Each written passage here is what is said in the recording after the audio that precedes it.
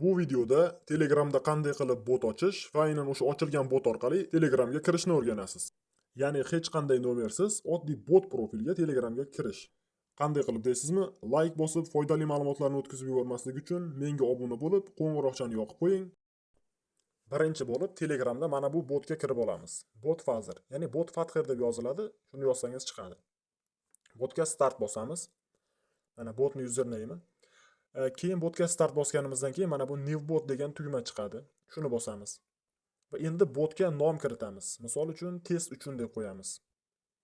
Endi botga foydalanuvchi nomi, username kiritishimiz kerak. Va oxiri bot so'zi bilan tugashi kerak. Misol uchun test uchun bot. Va aytayaptiki, bu username'ni kimdir ishlatgan.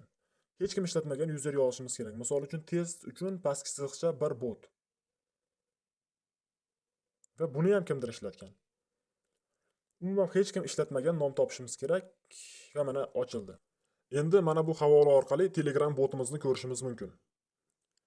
Mana botimiz tayyor. Start bossak hozircha ishlamaydi. Mana bu yerdan profil rasmini belgilashni bosib, botga rasm qo'yib olishimiz mumkin. Mana tayyor. Xo'p, endi qanday qilib shu botni profilga kirib olishimiz mumkin? Mana bu narsani ustiga bir marta bossak nusxa oladi. Endi biz qora texnobotga kirib olishimiz kerak. Mana bu qora texnobot deb yozsangiz chiqadi, mana foydalanuvchi nomi. Shu botga kirib olamiz. Botga start bosamiz. Bizda ko'p bo'limlar chiqadi. Bu yerda mana sirli Telegram degan bo'lim chiqadi. Shuni bosamiz. Keyin bot bizga kerakli Telegram ilovasini tashlab beradi. Mana yuklab olamiz va yuklangan ilovaga kiramiz. Raqam kiritish o'rniga mana bu bot token orqali kirishni bosib, hozir bot Fazerdan nusxa olgan tokenimizni yozamiz. Mana bu narsani. Hozir mana bu joyga kiritamiz. Joylashni bosamiz.